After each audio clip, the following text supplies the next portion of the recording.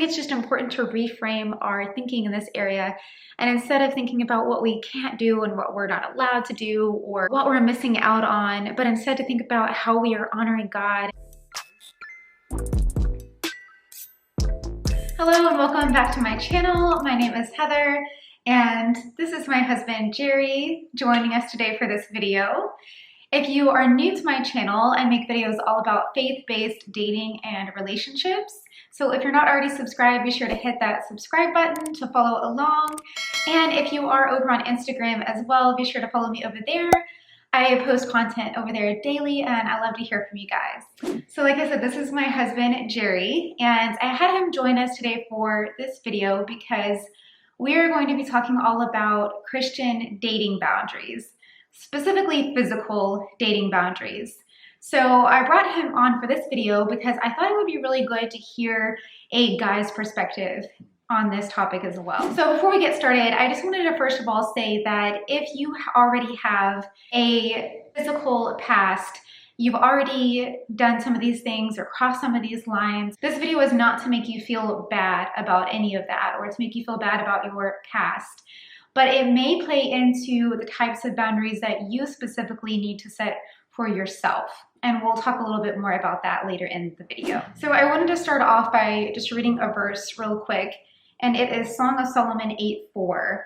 And it says, "Daughters of Jerusalem, I charge you to not arouse or awaken love until it so desires." The reason I wanted to share that verse with y'all is because it talks about not awakening love before it's time, and most of the things that we're going to talk about, the reason behind them is because we don't want to do things that are going to ignite passion before it's time. And the timeline that we are specifically talking about is within marriage. So the reason that we have these boundaries is not to put rules on ourselves or to feel like we can't do anything. It really is to honor God with our bodies and to protect ourselves and the people that we are dating. So would you add anything to that, honey?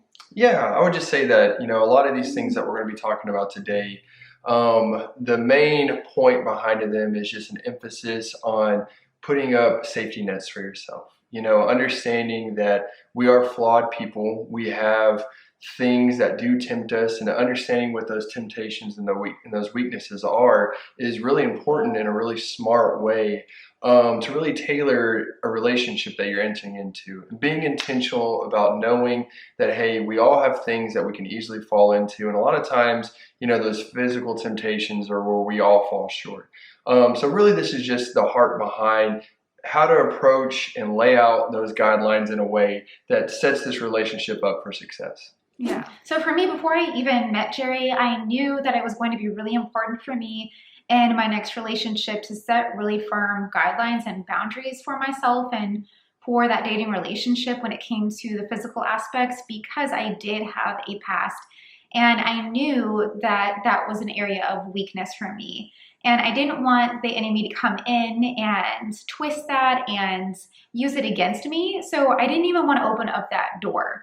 So one of the guidelines that I knew I needed to set was no kissing until our wedding day.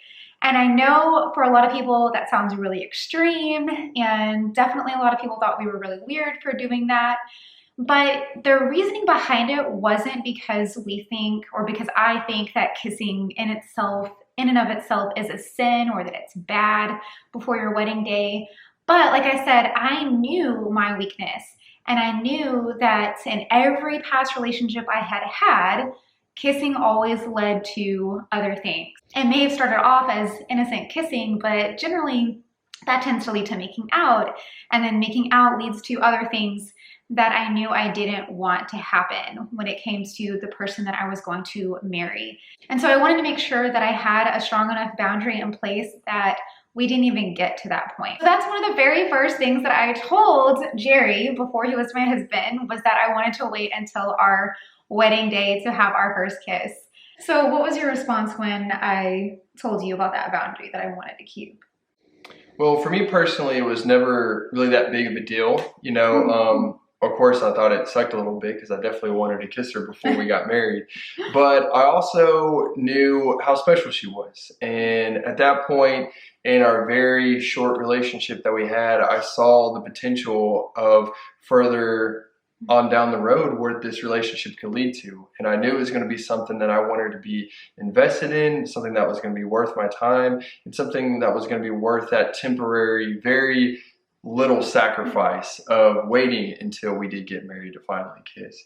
And really that's one of the things that you got to understand whenever you're entering into relationships, is that you're not just doing this for something that's fun and casual. This is really something that is an investment, and it is something that you're trying to build up, and you're trying to foster and cultivate in a very healthy environment.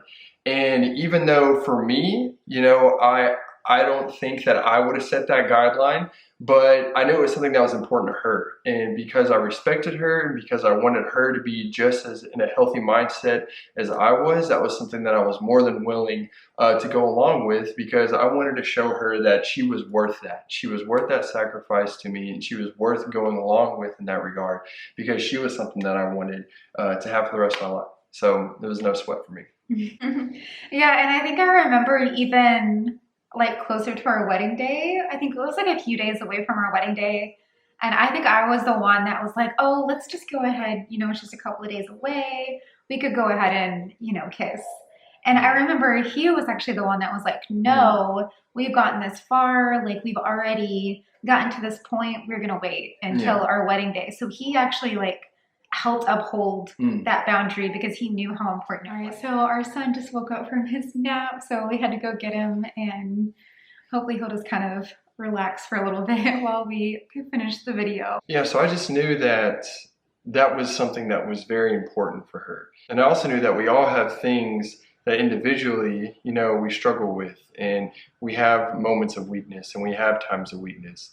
And I knew that if, we were to cross that boundary that we had established at the beginning of our relationship, it wouldn't have been to the end of the world. And honestly, it probably wouldn't even been that big of a deal. But at the same time, I knew it was something that would have been more impactful and meaning for Heather individually, if that was something that we could see through to the end, and that was a guideline that we could stand steadfast on.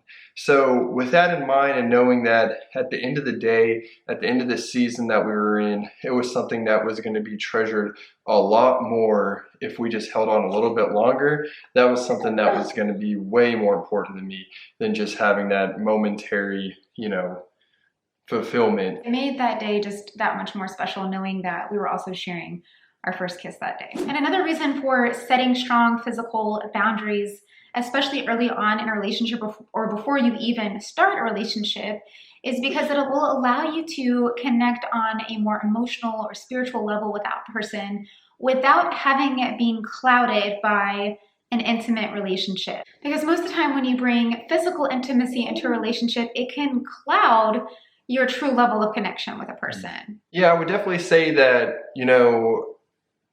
being overly physical in a relationship can be a hindrance to development in other aspects of your relationship, such as the emotional and the spiritual, and just the depth of how well you know the other person. Whenever we just become so involved in the physicalness of a relationship, that it doesn't really give us time, or we don't even really become invested enough to get to know that other person deeper, or to be able to connect on them in ways that aren't just physical. And really those connections that we make apart from physical connections is what makes a relationship healthy, and is what makes it thrive and become a lifelong thing.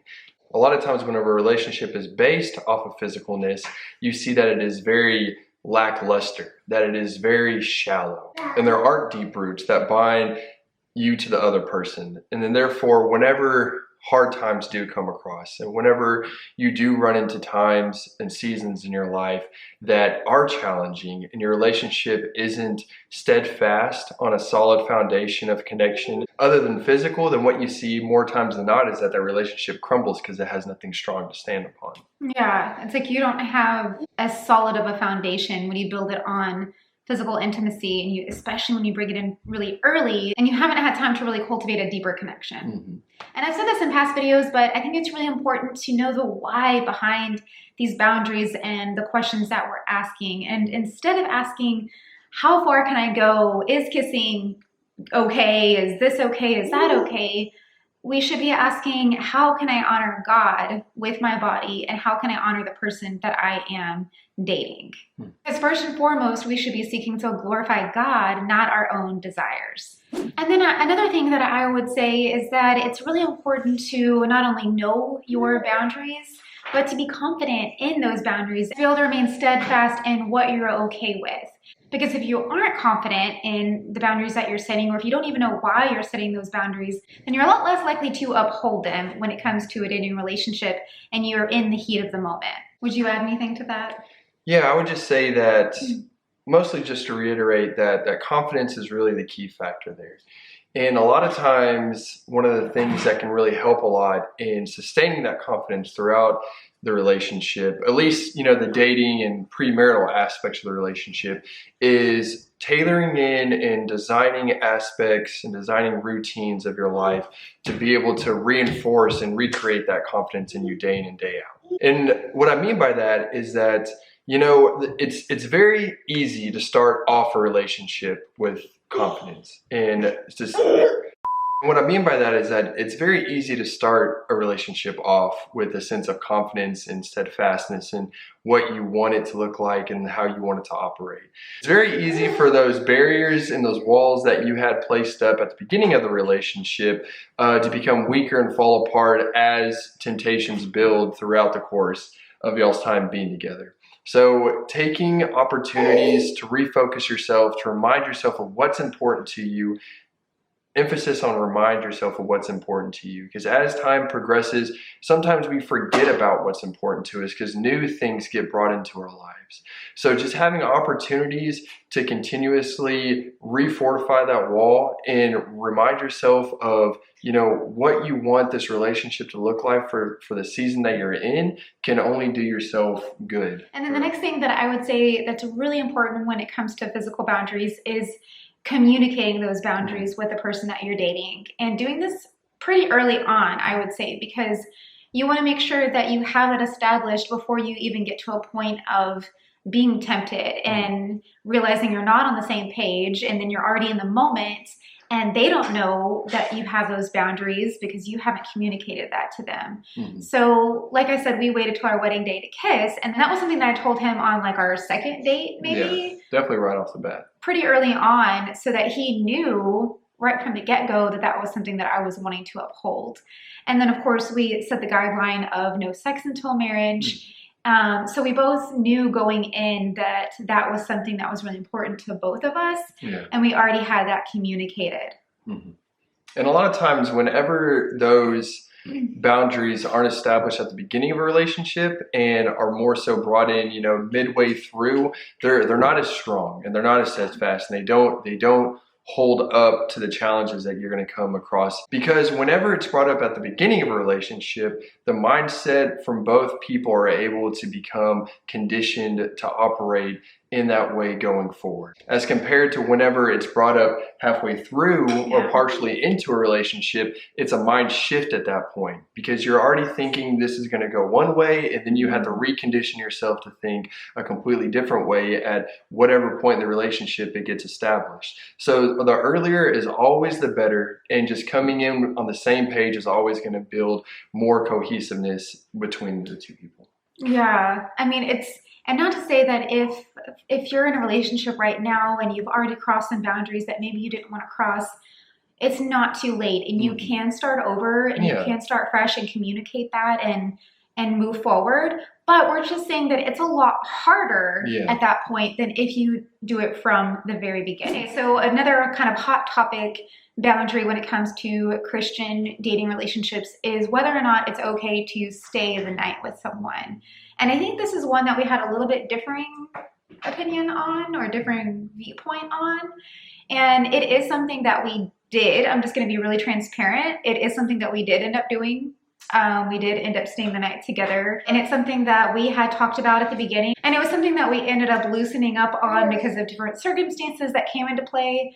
And for us, it didn't cause us to cross the boundaries that we had set in place, because we had already been living that way. We already had that mindset. And so I think it was easier to maintain it.